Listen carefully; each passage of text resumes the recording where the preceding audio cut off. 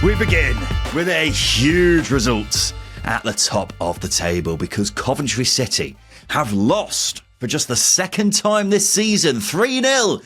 They were beaten away at Ipswich Town. 3-road reviews for Ipswich. Mauricio on our Patreon says, Coventry humbling stumble. Kieran says, Coventry crumble anyone. Wazza says, Kieran McKenna masterclass. James says, Kieran McKenna penitentiary. Tom says, you were right about Lampard. Which isn't a 3-word review, but I just wanted to include that anyway.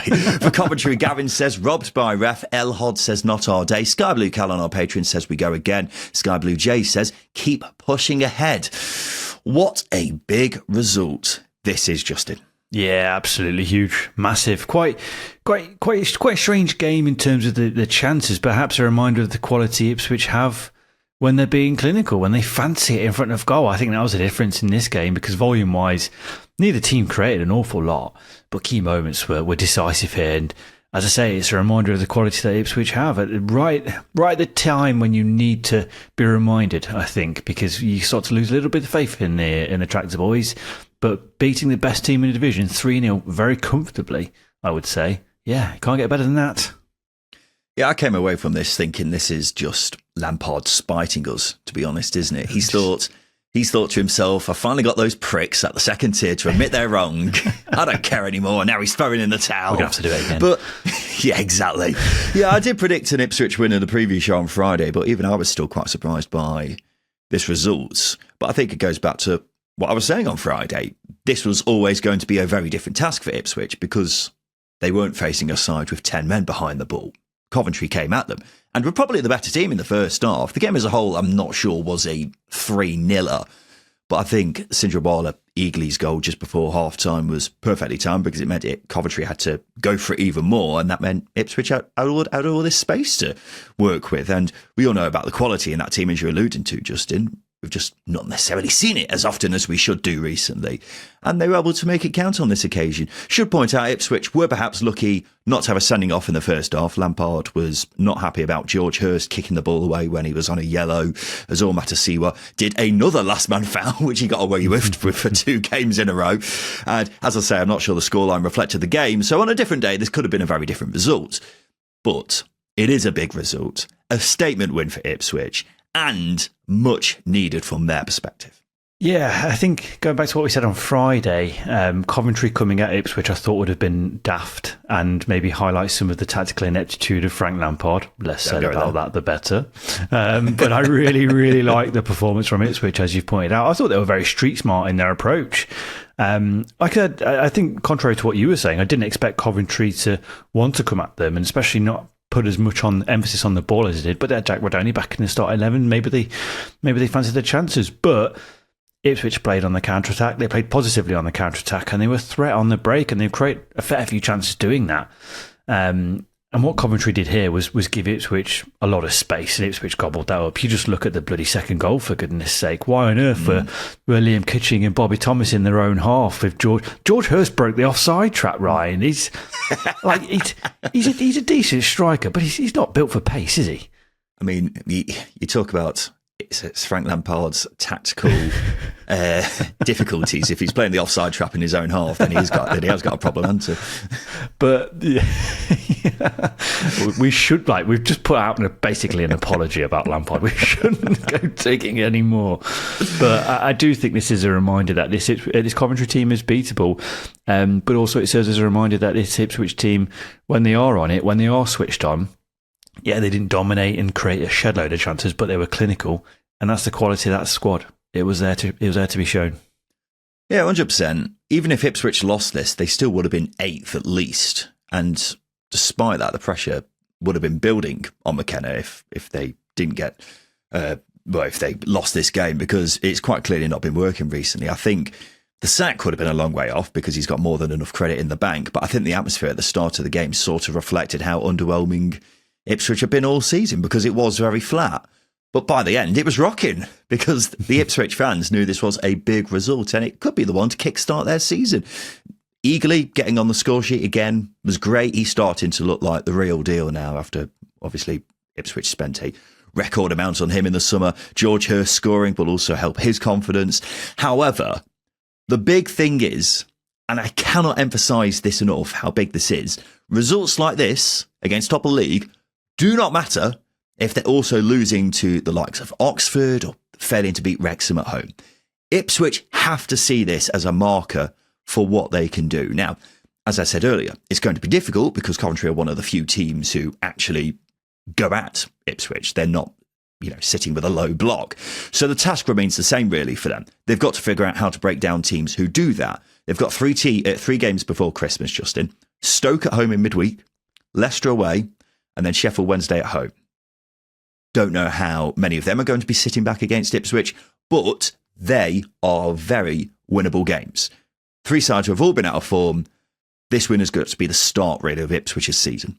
Yeah, it has to be. And just to echo what you said, there is no point in putting in a performance in like this where they're clinical, they're confident, and everything's pretty much spot on from a game plan point of view. If they can't replicate the same level of cutting edge in those games where they are facing 10 men, I know you say you don't know what to expect or how they're going to get on against a Stoke and a Leicester.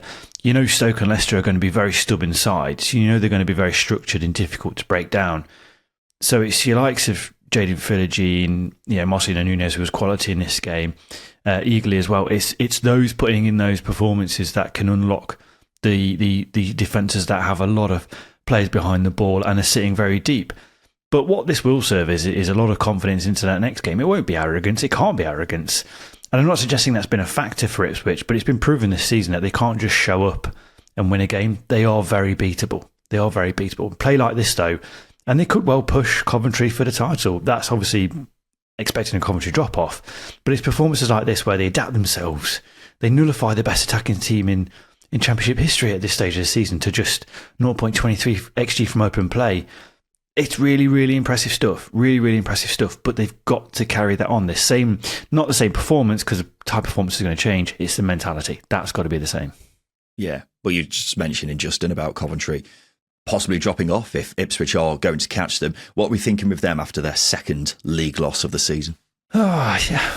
Not much in terms of being critical, because they can afford these defeats because they've been near faultless this season. Obviously, losing to a promotion rival or a potential promotion rival, that's quite a sore one, and being beaten so convincingly scoreline wise, that's going to be a sore one as well. But I think to take some positives from this game, Ipswich didn't create a hell of a lot. They were very clinical.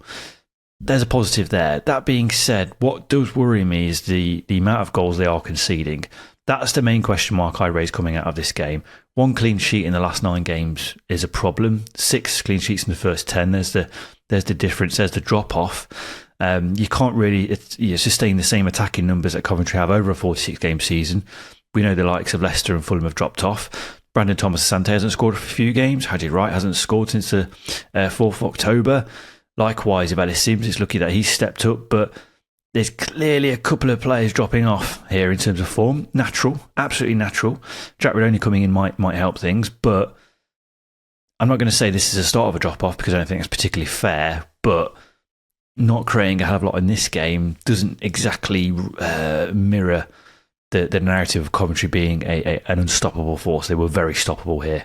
So I'm not going to be too critical, but defensively that's a problem, and attacking-wise, there's a bit of a drop-off happening. Well, I mean, that was all pretty negative, and it does make me look at it thinking it really is the end of the world for Coventry, isn't it? Just second loss of the season, 7-point lead at the top. Oh dear, what a disaster this is all turning out to be. The way I look at it is, Coventry aren't going to win every game this season. On a different day, I think they could have got a result here. So I think it would be mad to read too much into this game. But we have seen some of the issues which have been surrounding Coventry in recent games, mainly defensively. We've said loads of times recently. Defensively, they have looked a bit suspect for a side who are by far the best team in the league so far. The question is now really, how do they respond? Because their momentum has meant they've been like a runaway train. Now, the only time they've lost this season, the only other time they've lost this season was against Wrexham, and they followed that up with 5 wins. So they've already shown they can bounce back after a disappointing result. But I do think this could be a season-defining period coming up for Cov because of how they respond, but also because it's the Christmas period. This was the first of 8 games in 29 days for them. Now, obviously, it's the same for every side in the division. But I think with Coventry, I don't think their squad depth has been properly tested yet. They've been more or less using the same 14, 15 players throughout the entire season. But the other thing to mention is Coventry have got some bloody tough games coming up. They've got Preston away on Tuesday. Preston have only lost 6 times at Deepdale in the league since the start of last season. Obviously started the season well as well.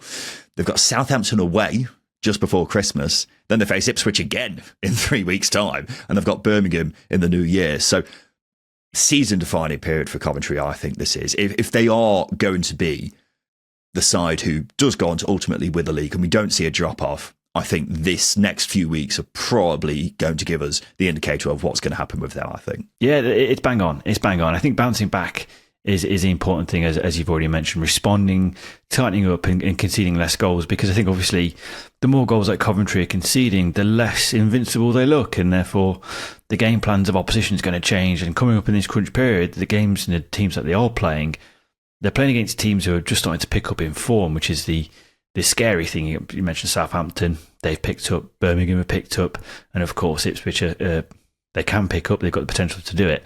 So yeah, it's a very, very difficult period, but like I said, if Coventry are going to be that title winning team, or at least the automatic promotion favourite come the new year, come January, then they need to come out of this unscathed. They need to come out of it unscathed. Your room for error becomes very, very little at this stage. You've got to be very, very good. And that's the maker of a title winning team.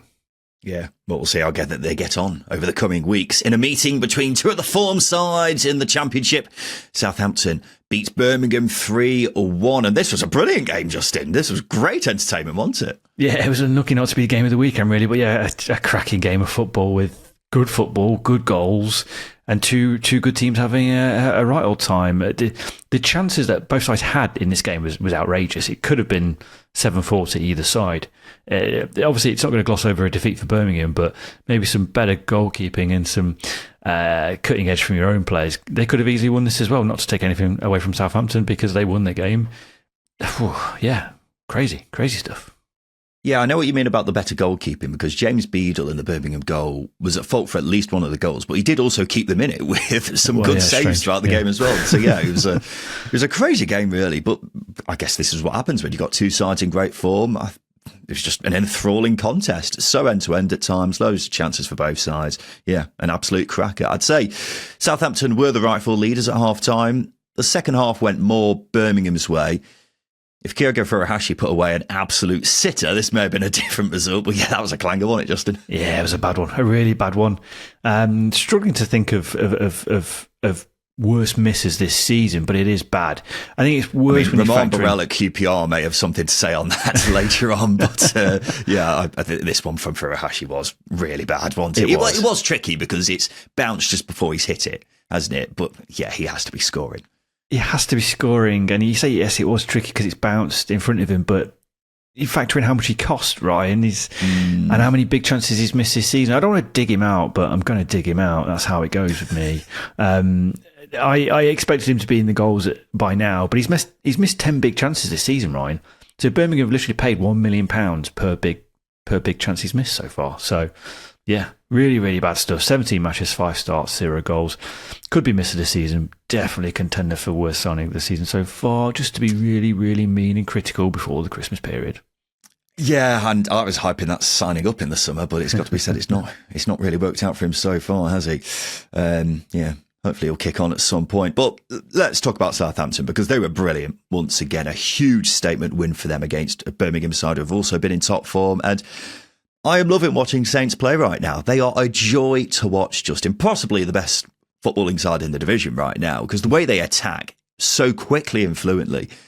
Yeah, they've definitely got their mojo now, haven't they? So many players in top form, and the man at the top of that list is none other than Adam Armstrong. In the 6 games under Tom Dereckert, he scored 5 goals and got 3 assists. And when someone as good as him is in form, that should be very worrying for the rest of the Championship. Yeah, he somehow rocketed up to 9 goals, but that form recently has put him in that bracket of pushing for goal scorer of the season, top goal scorer of the season. I think I always criticise Russell Martin on this podcast, but one thing he got right was getting consistency and something clinical out of Adam Armstrong, because I think he's always been guilty of, 1, taking too many shots, and 2, missing some big chances. Even this season, it's been the case. You go back to that Blackburn game that they lost earlier on in the season under Will Still. Obviously, some of that has crept into this season, but he's once again showing, especially in his run of form, that he's such a deadly goal scorer at this level, and his numbers at this level are incredible. And it just goes to show that volume-wise, he'll always take quite a few shots, but he can score any type of goal. Less so headers because he's not that tall, but with his feet, he can score any type of goal. Yeah. Have you seen his record against Birmingham, by the way? In his entire career, he's played 11 games against them and scored 11 goals. Oh, that's shit. His next best goals tally against another team is 6. That's disgusting. So, yeah, awful. He really turns it on against Birmingham for some reason. But yeah, Adam Armstrong he's been an unbelievable player at this level for several years now, hasn't he? In his entire championship career, he's averaged a goal every 3 games, which is incredible consistency for someone who's played nearly 300 games. And that makes it even more incredible when you think about his record in the Premier League being so bad, where he's only averaged a goal every 15 games. But in the Championship, he's a cheat code, isn't he? Always guaranteed goals with him. West Brom fans may say differently with his loan spell there last season. But as long as he's fit and confident, and he definitely is right now, he's going to score goals, isn't he? And it's interesting you mentioned the Golden Boot, Justin, because considering Carlton Morris is going to be out for a while, not sure I foresee Brandon Thomas-Asante to keep scoring. You'd have to say Adam Armstrong's in the driving seat for the Golden Boot, because that track record is hard to ignore. And Southampton just continue to fly. 5 wins in 6 since Tonder Eckert was placed in interim charge, and he's been rewarded with the permanent job. On Friday, it was announced he'd signed a 1.5-year deal, and you can't say it's not deserved, Peachy. Yeah, thank goodness, because we were reaching Omar Iqsa territory for interim spell in charge. We weren't too far away, maybe an extra month, but he does deserve it. He really does. This was another game, I think it serves as an example of him progressing Southampton to somewhere that's more sustainable. It's more sustainable playing wise. They sacrificed possession in this game and they created a shed load of chances and scored 3 goals. Yes, they could have been better defensively. It was just one of those games, but the previous few games he's managed goes to show that possession isn't king. We have to look back to that Will Still and Russell Martin periods where possession quite a lot of the time was pedestrian. But 40% in this game, had 8 shots on target, 23 touches in the opposition box. This wasn't a one-off. They've repeated this quite often. So you don't need to keep the football to win. Eckert's proved that, and he's deserving of the job. Obviously, now's where we really start to figure it out, because I don't like the interim coach becoming a full-time head coach. Tends to go pretty wrong very quickly, but we'll find out over this next 30 days, because we've got a lot of games to be played. Yeah. Well, it's been an incredible few days for Eckert, because he's now got a Wikipedia page as well. Finally, he's made it, Justin. But yeah, it's been a phenomenal turnaround for him and Southampton. I mean, just over a month ago, he was managing Southampton's under-21s. Fast forward to now, he's a championship manager talking up their chances of promotion to the Premier League. And a timely reminder of always that he's the youngest manager in championship history at the age of 32. But what he's done in such a short space of time is remarkable, and Southampton look completely revitalised. I don't think he's changed an awful lot tactically, but the players look full of confidence when they definitely didn't under Will Still. And they're playing this beautiful, flowing football, which has just been a joy to watch. And they've gone from 21st to just 3 points off the playoffs in, a month? So yeah, it's been remarkable. I don't know how he's done it, but it's been remarkable. Now, again, going off what you were saying, should caveat it that we've seen it before where interim/caretaker managers do really well, and then when they get the permanent job, it all goes a bit Pete Tong. But the way Southampton are playing right now, I can't see them slowing down anytime soon. Touch wood. Just Birmingham's second loss in 7, as I was alluding to earlier. Perhaps a bit unlucky in this game, but it does leave them with just 1 win in their last 9 away from home, which has to be a concern, Justin. Yeah, it is really bad. But they probably win this game 5 out of the 10 times they play it, if that makes sense. It was just a strange one where Southampton had that edge in terms of in front of goal. So it's hard to be too critical coming out of this from a Birmingham point of view, because they really did give Southampton a game, but it is another loss away from home. And as I said in the preview show, if anything's going to hold them back chasing promotion this season, it's the record outside of St Andrews. Just throw this game in. Shining light is how open they were, but they are now exciting. They are very direct. They are pushing forward a lot more. We talk about possession being a problem for a few teams. They were one of those teams who were guilty of keeping the ball too often. Things have changed a little bit, but it's really, I think that's really good to see. So I see a lot of positives in this defeat, and if they replicate this performance away from home, they're likely to beat a lot of the teams that are put in front of them. It's just Southampton were better in a strange way. Yeah, I completely agree with that. I think they were just beaten by another very strong team in great form who were on home soil. So I don't think that's conducive to Birmingham's away form being bad. And yeah, it could have been a different result on another day. But the results on their travels obviously don't make for great reading. And it's going to be hard to get promoted like Birmingham want to if you're fully reliant on your home form, which has been great, we should say. Just one loss at home since April last year. But there's quite a clear imbalance with the away results. I think it is worth mentioning 7 of Birmingham's last 8 away games have been against sides in the top half. And since their turnaround in form started at the beginning of November, they've only had 3 away games. One was against Southampton here. Another one was away at Middlesbrough, where they also played well but lost. So it has been very tricky. Got 2 away games before Christmas. One is QPR in midweek. Then they've got Sheffield United. So 2 teams who have picked up in form. But if Birmingham are going to get promoted, they do need to get some big results on their travels and can really do with that starting in midweek. So we shall see. Let's have a look back at how we did with our predictions in Friday's preview show. And I've drawn another blank for the second week running. And my 2 picks went spectacularly badly as well. I had Derby to beat Leicester, which we'll talk about shortly, as well as Hull to beat Middlesbrough, who got well and truly thumped, didn't they? So not my best. Justin got his banker correct of Southampton to beat Birmingham in the aforementioned game. No luck with his outsider of Oxford to beat Swansea. So he's gained some ground on me. I need to get out this little rut I found myself in, though, Justin. You're getting nervous, aren't you? I can feel the tension in your voice, Ryan. The score's at 18-12, so I'm not that nervous as things stand. Oh yes. I could do with getting some results on the board, really. Much like Frank Lampard at the moment. Oh no, I'm not nervous. You're shitting yourself. I know you are. You don't want this to drop off. This would be spectacular if it did. I can see it. I can feel it. Considering I thought we were putting this Lampard beef to bed, he seemed to be doing an awful lot to try and dig it back up here. We were right, Ryan. Oh, dear me. But yeah, the score's 18-12 to myself. We'll be back with another round of predictions in next Friday's preview show. Just before we take a quick break, we send our thoughts and prayers to the family and friends of the Charlton fan who died after their game against Portsmouth. That one was abandoned after 12 minutes had been played. The fan had collapsed in the stand and then passed away in hospital. Both Charlton and Portsmouth said they were devastated by the news. So, yeah, very tragic. And we, of course, send our condolences. We'll be right back after this, where we'll be talking about the East Midlands derby and Sheffield United making it 4 wins on the trot.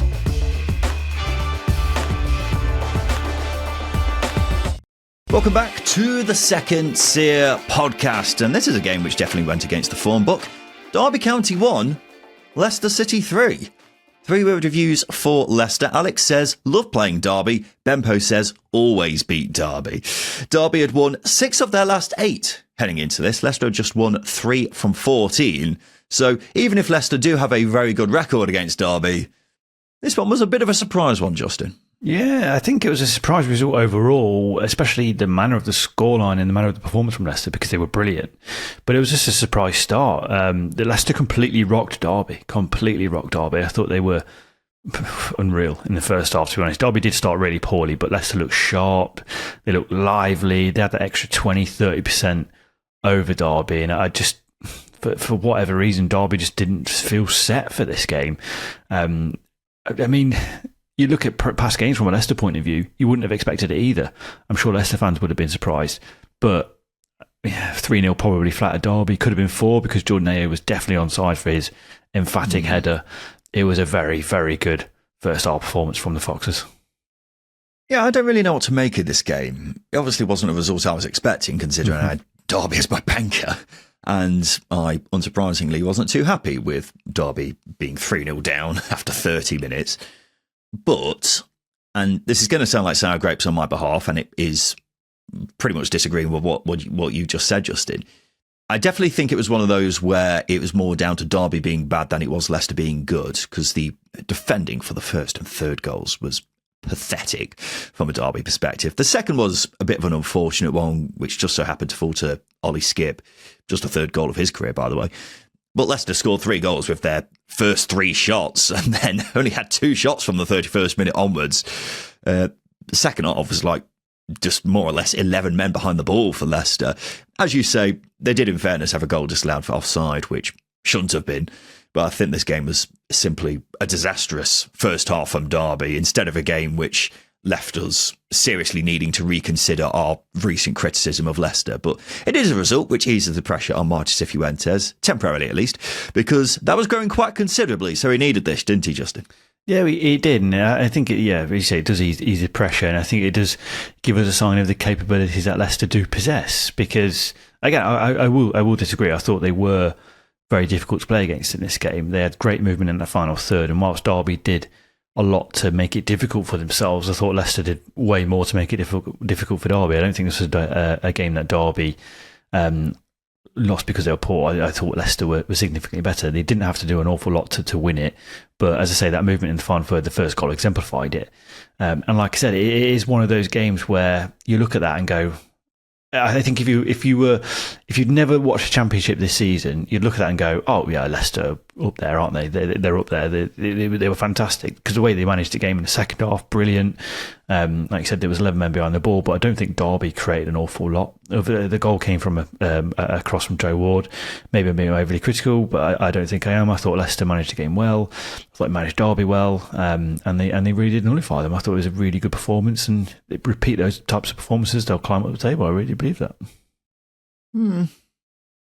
I think you're over complimenting them, if anything. But we'll agree to disagree on that. I think, as far as Cifuentes is concerned, I think it will only be a temporary reprieve for him because Leicester fans aren't daft. They know things haven't been great recently, and they continue to be very vocal in their criticism of the decision making from the club hierarchy.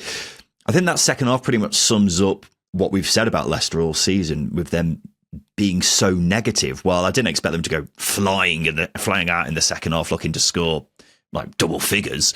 It wasn't exactly the inspiring second half, which I think will have many Leicester fans thinking this is where we start climbing up the table. And I've seen loads of Leicester fans online say just that. So in general, it was a bit of a strange game to analyse, really, but maybe they'll prove me wrong and build upon it in midweek away at Bristol City. Harry Winks was in the squad for this game, Justin. He had started their last 13. Martis Cifuentes said he was left out for a technical decision, whatever that means. But the Telegraph says it was due to issues in training this past week and preparation before the loss to Sheffield United last weekend. So it sounds like something's happened there. Obviously, this is the biggest public fallout between a player and manager this weekend, Justin. But yeah, what have you made of this?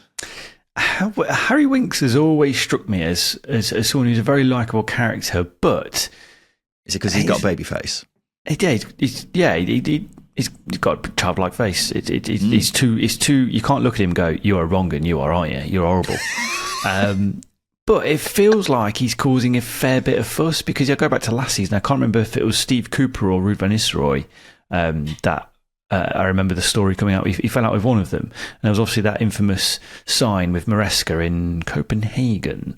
So it said, "I miss you, Enzo," didn't it? Referencing Enzo Maresca, obviously. And it was Steve Cooper, you're right. Yeah, so there's a fair bit there from a Harry Winks point of view. I did see a lot of Leicester fans saying that one of the big reasons why they won this game is because they got rid of some of the players that, or they would put the players in who clearly give a shit, to quote them, and that made a big difference. So read into that how you will, because Harry Winks wasn't in this squad.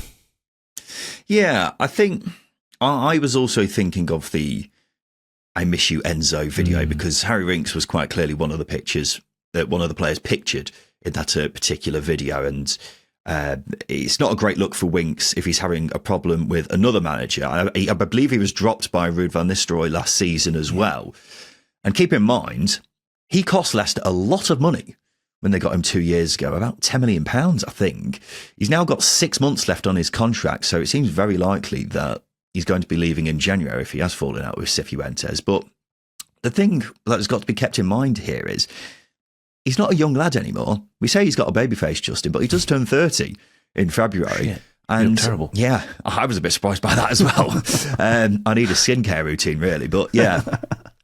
I imagine he will have suitors because he's obviously got a lot of talent. But if he's fallen out with multiple managers in the space of, a year and a half, I'm sure many clubs will wonder whether he's worth the hassle. But he's got 10 caps for England as well. That's easy to forget too. Yeah, but so has Patrick Bamford. He's got a cap for England. Nathan Redmond's got a cap for England. Yeah, but 10 caps, Justin. 10 caps. Southgate was dishing him out, Ryan. He was dishing him out. 10 caps, though. That is an awful lot for a player who is now looking like he's going to be on his way out of a lower mid-table championship side. He's a quiz question in 5 years' time is what he is. That's his legacy. Yeah. Harry Winks, sort it out. Wait, what's the quiz question? Something to do with players he forgot played for England. I don't know. Okay, fine. You're asking me to come up with a quiz on the spot here. Give me a break. You said it was the quiz question. I was trying to work out what the question was. If Harry Winks is the answer, what is the question? Let's move on though, Justin, because it's 4 wins on the bounce for Sheffield United as they thumped Stoke 4-0. 3-word reviews for Sheffield United. Up the Blades says 4-star Blades. Owen says not too bad. Blades man in disguise says Blades are back. Bob says on the march. For Stoke, Nick on our Patreon says weak as piss. LH says regressing to mean. Yeah, those Blades are chopping everything that comes near them, Peachy. They are. All I can do is just praise them because they absolutely hammered Stoke here. It's a sign of a confident team in what they did, because it felt like Stoke never had a chance in this game, and there were elements where, yeah, sure, Mark Robbins and his side didn't help themselves, but I think Sheffield United could have played anyone in the Championship this weekend and done the similar damage. They were on it. You look at the goal from Martin McGuinness from the corner. His jump was unreal. The finish from Femi Siriki was brilliant as well, and the movement from Patrick Bamford for his goal was great. There's so much to shout about from a Blades point of view. Really, really positive. They are flying, absolutely flying. Yeah. More than safe to say they have finally clicked, haven't they? And are looking very, very dangerous because they were phenomenal here.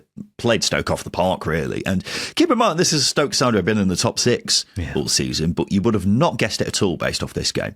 Sheffield United have peppered them. I actually thought it should have been a lot worse for Stoke because I thought Bosun the Wall fouled Tyrese Campbell when he was the last man in the first half, but nothing was given. The score was only 1-0 at the time. But Sheffield United didn't really care because they still took Stoke apart after that. Femi Siriki, as you said, scored a great goal from outside of the box. That was his first senior goal, so that was a great way to get off the mark. And Bamford scoring again, 2-2 starts for him now.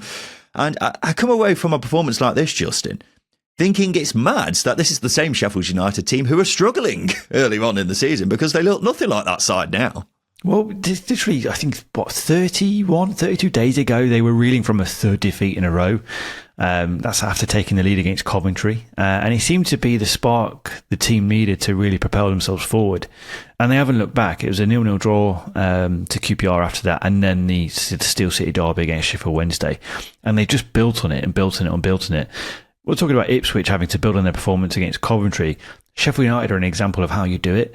You build on the positivity, you build on the quality, you build on the confidence, because you look at this game, they're creating chances, they're scoring goals, they're keeping clean sheets. They've conceded just 2 in the last 5. The 2 goals they did concede came against Leicester when the foot was maybe taken off the gas a little bit and should have definitely been a clean sheet. So, yeah, there's so much positivity running about the place at the moment. It is a stark contrast to what it was 6 or 7 weeks ago. It's absolutely mental that they've progressed as quick as they have, as far as they have. But Chris Wilder said himself that even in defeats, he felt things were going in the right direction. Yeah, well, it says a lot about how much they were struggling, that it's 4 wins on the bounce, and they're still only 18th. That just shows how far off the pace they were. But now they're very much up to pace, or even surpassing the pace, because it's 4 games now where they've won by an aggregate score of 13-2.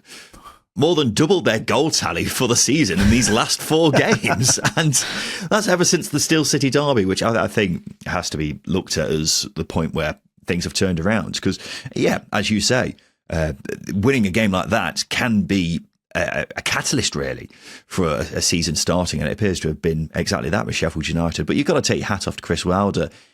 How do you change things tactically, Justin, when you're stuck in a rut?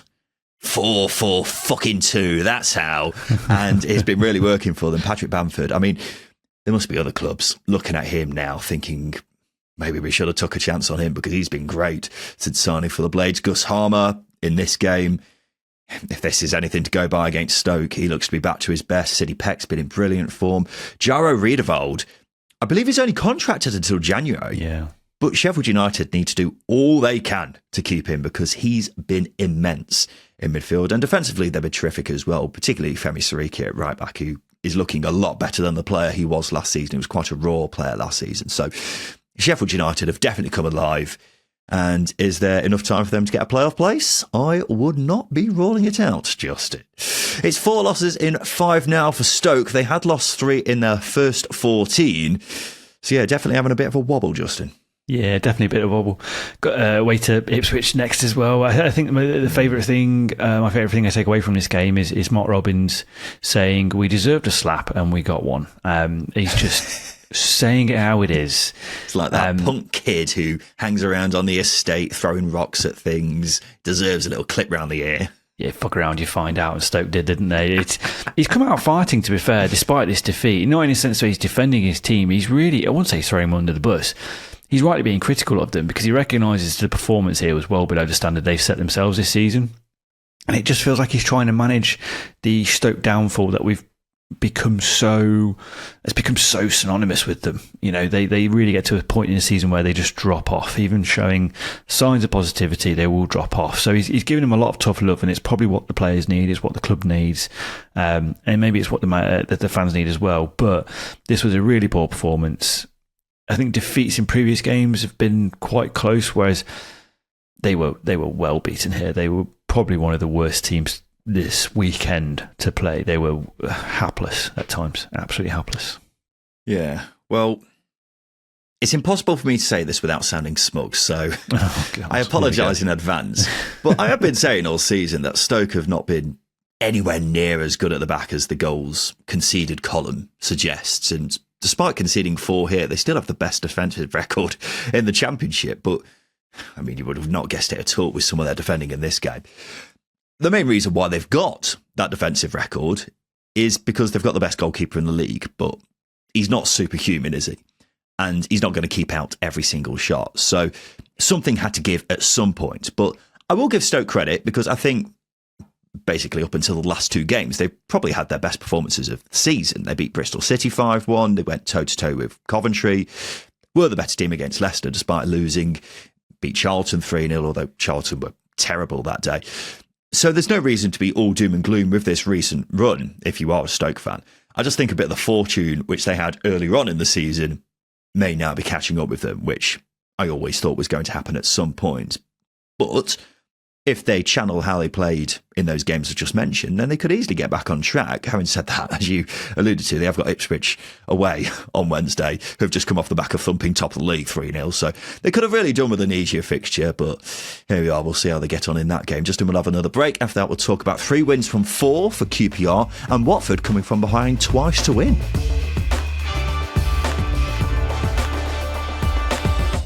Welcome back to the Second Tier podcast. It's 3 wins from 4 for Queen's Park Rangers after they got a 3-1 victory at home to West Brom. 3 road reviews for QPR. Fly on our Patreon says, Burrell, you bad man.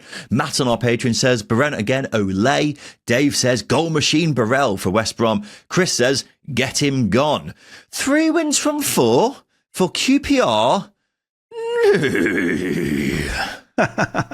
They're such a weird team, QPR, because they could easily lose 3 on the trot next, but that's just how it is for them this season. They are hot and cold, but you know it's what they've got. They've got a young squad, an exciting squad. They're doing what I think I expected of them, but maybe the dark horse thing, maybe it's got legs, Ryan. Maybe it's got 4 legs. Yeah. That horse is galloping once again after looking a bit shaky not too long ago. But yeah, I mean, some sections of QPR fans were calling for Hooligan Stefan to go, weren't they? Not long ago, but suddenly there's a bit of belief again. And yeah, it is a bit weird because the only team that they lost to in this 4-game spell is Norwich. But yeah, there you go. That sums up the Championship this season, really, doesn't it? And yeah, another great win for QPR. I don't think they were amazing in this one, but they took the chances when they came, and that's what you can really ask for. Well, I say they took the chances where they came. Romain Barrel produced a miss of the season contender, which was possibly worse than Kyogo Furuhashi's we were talking about earlier. That's up for debate. However, he did score 2, meaning he's now got 8 goals in his last 10 games. And what a signing he's turning out to be, Justin. Yeah, he's been super clinical in front of a goal. They paid way less for him than they did for Richard Kone, and he's outperforming him, which I'm not being critical of Richard Kone. He can't decide his price, but it does go to show that you can still find the diamonds with good scouting. And I think that the most impressive thing about Burrell this season is he doesn't take a lot of shots either. He's a really good mover. He's quick. You could say he was lucky for some of his goals to find the ball at his feet, but I think it was his first goal. It might be his second actually, but one of the goals he started the press. And he had the composure not to panic. And you compare his output to Kyogo Furuhashi's, for example, on the cost difference, night and day. Remember, Romain Barrel has been brilliant. Yeah. Well, he's had a pretty interesting career because he's certainly been round the block a fair bit. QPR is his 8th club, and he's only 24. One of those former clubs is Middlesbrough, who he left 3 years ago without making a league appearance. But he went up to Scotland for a bit and was playing in the Scottish third tier up until the summer of last year. Spent last season at Burton before moving to Loftus Road. And now he's loving life, scoring goals for fun. May even be going to the World Cup with Jamaica next summer. But he's your old-fashioned striker, really. He's got loads of pace, a great finisher, even if he did miss effectively an open goal here. But he's proven to be a key player for Julian Stefan, who clearly loves him. And I believe he only cost $1 million in the summer. So, yeah, right now he's looking like the pick of the bunch in QPR's brilliant transfer business from the summer. So, yeah, QPR going well. Have a couple of tough games coming up with Birmingham at home and then Middlesbrough away, but they'll be fancying their chances with their recent form. One team definitely not in form is West Brom, because it's just 2 wins in 9 for them now under Ryan Mason, and he has been coming under pressure recently. Seen a lot of calls for him to be sacked by West Brom fans online. Justin, what's your take on that? I'm pretty torn on him. I am, because on one hand, I do think it's a transitional season for West Brom. Obviously, there's the new ownership that came in last year. It's still somewhat, they're finding their feet a little bit. They spent a bit of money this season, but they also lost Furlong, Hegem, Fellows, who were all starters last year. That's leadership, that's steadiness, that's quality. They have been replaced, but it does take time to bed them in under a new manager who isn't experienced. Maybe you've got to give him a little bit of credit. But results haven't been great. Performances are pretty poor. They are too passive in games as well. And I'm not really sure what the style he's trying to implement. They're not quite structured. They're not quite disciplined. They're not quite defensive. They don't really attack. So, yeah, I don't think the West Brom board will get rid. But Ryan Mason does have to find a formula that works to build on some of that pretty good early season form that West Brom had. You go back to the first sort of 4 or 5 weeks of the season, they were pretty good. They were all right. Obviously, it's not an outlier, but yeah, things do have to get better because fan pressure, that's a difficult thing to come back from. Well, much of the narrative we've had about West Brom this season has been how poor they've been going forwards. In this game, though, is more about how poor the goals they conceded were, because they've been pretty solid at the back all season. So if they can't even say that now, then that is a big concern. Got a good win last weekend at home to Swansea. It was a great comeback. But those results only matter if you're going to build upon it. And I'm struggling to see West Brom putting together a run of results. We know they can be good, but those showings are few and far between. Is that down to the manager? Well, hard to argue otherwise, I guess, because there's some good players at West Brom. Should he be sacked? I don't know. Will he get sacked soon? I'd be very surprised. But right now, the season, quite simply, doesn't seem to be going anywhere. And that's a pretty rotten indictment after just 19 games. So, yeah, definitely needs to pick up. Swansea City ended their losing run of 5 games by beating Oxford 2-0 to give Vitor Matos his first win as manager. 3 road reviews for Swansea. John the Swan says 1 at home. Tyler says we have balls. Tim says Josh Timon Wildy. Justin Peach, talk to me about that Josh Timon goal. Can it just be 60 seconds of me making noises? I mean, that's usually your output anyway, but I would allow it, I guess. Well, it's usually hot air, isn't it? But yeah, this was unreal, this goal. He caught it so sweetly on the edge of the box. The ball comes out to him on a decent height, and every angle I've seen is a good angle. I've even seen one angle that's filmed on a potato, and the goal was still brilliant. It was beautiful and definitely a goal of the season contender. You cannot hit a volley that sweetly. I just wish I was pitch side because I think it would have made one of those noises where, you know what I mean? Like it just slaps. You just feel laces slap. You hear laces slap the ball, and it's just great. It's just great. Yeah. Do you know what it reminds me of? It reminds me of that Gareth Bale goal, the volley he scored against Stoke. Nothing like it. Many years ago. Yeah. It's in the same ballpark as that because Tymon's leg is so high in the air when he connects with it. To hit a volley as cleanly as that and to not send it into row Z when your leg is that high in the air is so hard to do. And that's before you even get onto the fact it's gone almost right into the top corner. It is an outrageous goal. And I also loved how so many of his teammates were there with their hands on their heads after it went in. I counted at least 3 players, and they were only the ones on camera. So, I mean, that's the only justifiable way to react to that goal, isn't it? It's got to be the leading contender for goal of the season. I mean, not many others are coming to mind right now, but I think that's going to take some beating. As for the game itself, it was pretty straightforward for Swansea after that goal, really, wasn't it? Oxford had a handful of chances, but didn't really test the Swans. And so a big first win for Vita Matos. Yeah, it's massive. I don't want to downplay the win or put a crack in it or anything. It does arrest a run of defeats mainly, but if I was to be a little bit harsh, it wasn't remarkable. It was a better performance than what we've seen, but if you put this performance under Alan Sheehan, it would be more of the same that we have seen. I think they only ever really looked dangerous again from distance and set plays. Didn't create a lot from open play, but they did defend a lot better than what we have seen in recent weeks. This team is still growing in confidence, and this is, again, it's not anything critical of Matos because he's got to find his feet with this squad. But as I say, I'm not going to get carried away with this win. It could have been a sticky one because Oxford have beaten some decent opposition and got results against decent opposition in recent weeks. But if you'd have told me Alan Sheehan took charge of this game, I'd have probably believed you. Yeah, I don't think it was the kind of performance which would suggest the Vitor Matos era is fully underway, does it? It's now 10 games since Swansea last had a match where they registered an XG higher than 1. Yeah. So going forwards, still very much a problem. Fortunately for them, Oxford didn't offer a whole lot, but just ending that losing run was so important. And maybe this could act as a catalyst, as we were saying with a couple of other teams earlier. Creating chances remains a huge issue for the Swans. I don't expect Josh Timon to pull a worldie like that out of the bag every week. So that needs to improve because otherwise Swansea are just going to continue lurking around the bottom 3.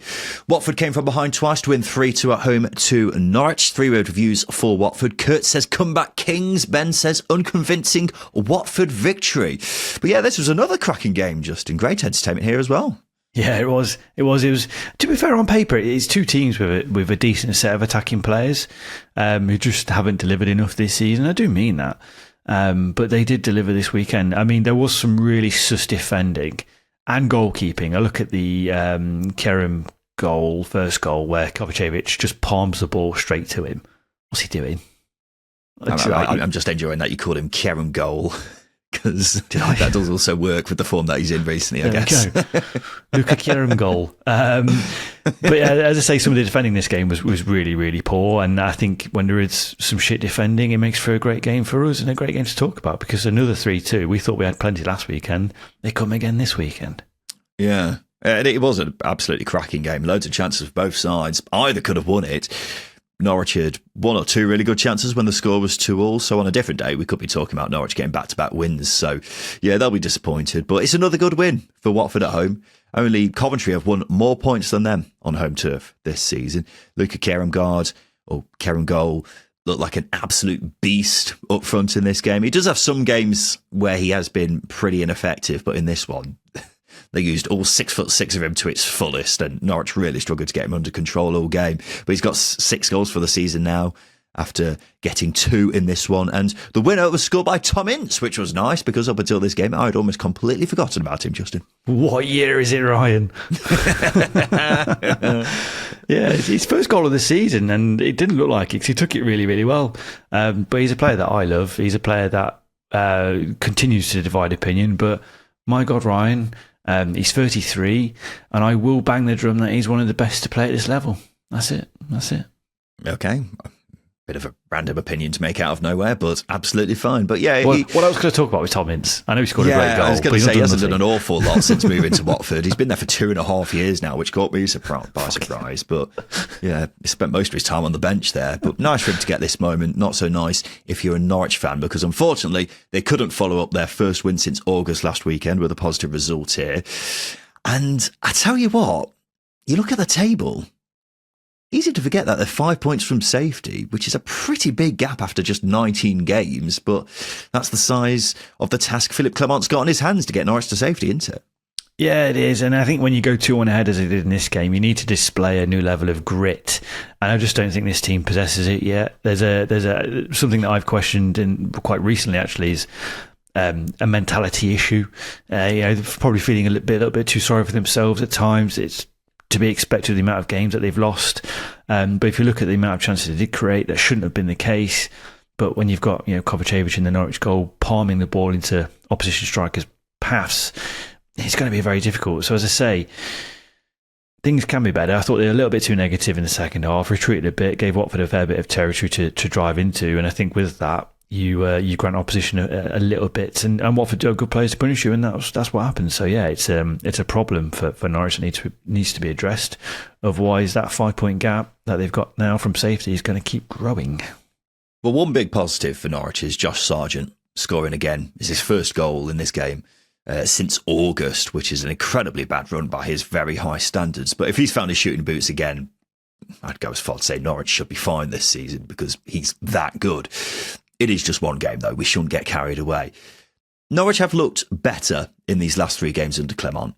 It will be very frustrating that they've thrown away a lead here twice and perhaps points to a bit of a mentality issue within the squad. But that's what Clement's been brought in to try and resolve. A big problem for Norwich is their upcoming games because they've got Sheffield United and Southampton coming up this week. Basically, 2 of the last teams I'd want to face right now.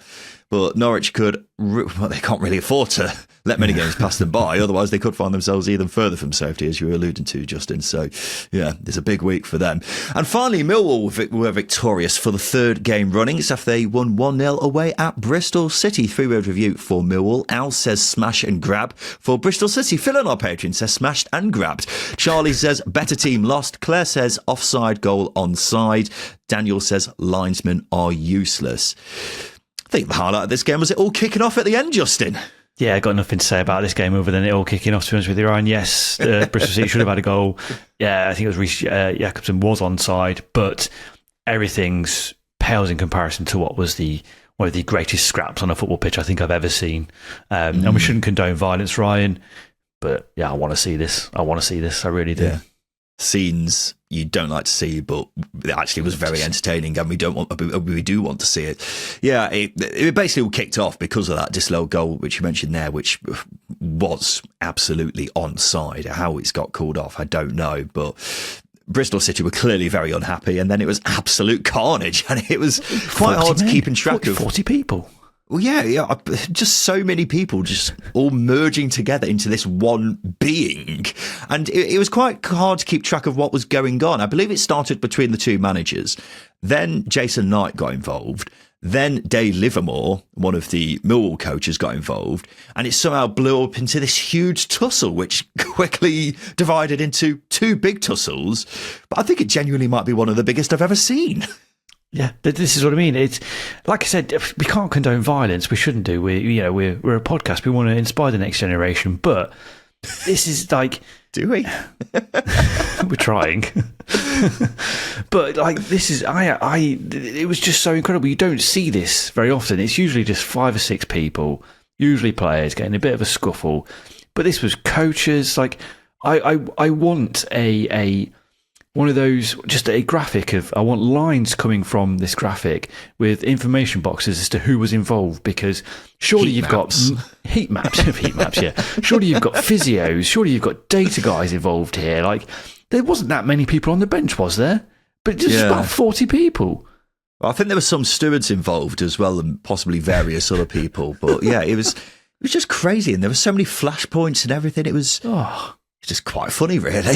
And they're definitely both going to get fined for it. I'm just surprised that no one got sent off, if anything, because that's probably the most remarkable thing of all. But the game as a whole, Bristol City will feel very hard done to, not just with the offside call, but also because they came so close so many times. They definitely deserved at least something.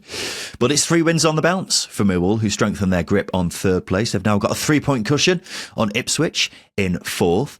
And they're willing to fight tooth and nail to stay up there, as we quite literally almost saw in this game. Like I said, Ryan, I've got nothing else to say on this game other than that big scrap. So if I'm going to relate it to that, yes, you want to see players fighting for what they believe in, and we saw that, didn't we? We saw that with this game. Yeah, particularly Dave Livermore, the coach. So there you go. I will just say, but I still haven't had too many games where I've been blown away by Millwall. This game against Bristol City being another example of that. But pretty similar to what we were saying earlier about Birmingham, their home form has been exceptional. Array results could do with being better if they're going to genuinely challenge for the automatics. This is a good start to that, with this being just their 2nd away win in 7. So hopefully they build on it from here. Justin, let's do the polls. This is the part of the show where we give the listeners 3 questions on Twitter because we want their thoughts on everything going on from across the Championship. Which of these teams is the most likely to be relegated this season? Norwich, Oxford, Portsmouth or Swansea? It's looking like Portsmouth at the moment, Ryan. They're not doing very well, are they? It's not great. Obviously didn't really play this weekend. I'd go Oxford out of them just for reasons which I've stuck to throughout this entire season, really. 43% of people said Oxford, 26% said Portsmouth, 24% said Norwich, 7% said Swansea. Which of these strikers would you most want at your club? Adam Armstrong, Josh Sargent, Jay Stansfield or Haji Right? I'm going to piss a lot of people off here. I'm going to say Jay Stansfield. Can't be Adam Armstrong because I've actually argued with his dad on Twitter before, so that can't be fun. Because if he plays for my club, I'm going to lay into him on social media. So I'll go Jay Stansfield. Okay. Didn't expect you to be bullying Adam Armstrong's dad at the end of this episode, but here we are. I mean, I would choose Adam Armstrong because his goal record, as we were alluding to earlier, is just insane. 41% of people said Josh Sargent, 25% said Adam Armstrong, 22% said Haji Right, 12% said Jay Stansfield. And finally, what's the best Scandinavian country? Denmark, Finland, Norway or Sweden? Finland gets a bad rap, you know. No one likes Finland. So I'm going to defend the Finnish here. Okay, fair enough. I mean, you're not going to like the result of this poll then. 8% of people said Finland, 37% said Norway, 32% said Sweden, 23% said Denmark. I've been to Denmark. Denmark's a very nice country, so I think Denmark has been harshly done by there. Anyway, ladies and gents, that's been the polls, and this has been the Second Tier Podcast. If you're a Patreon subscriber or a YouTube community member, don't go anywhere. We've got the extended edition of the weekend show coming up, which we like to call Zamora Time. We'll be talking about whether this is the most entertaining Championship season ever and Blackburn's second abandoned game of the season. If you're not signed up yet, listeners can head over to patreon.com/second tier. Link is in the description of this episode. For YouTube viewers, just hit the join icon right next to the subscribe button on our channel page. Otherwise, that's just about time for us. We'll be back again on Thursday talking about the midweek games in the Championship. So we look forward to seeing you then for that. But this has been the Second Tier Podcast. I've been Ryan Dilks. I've been Justin Peach. And a big thank you for listening.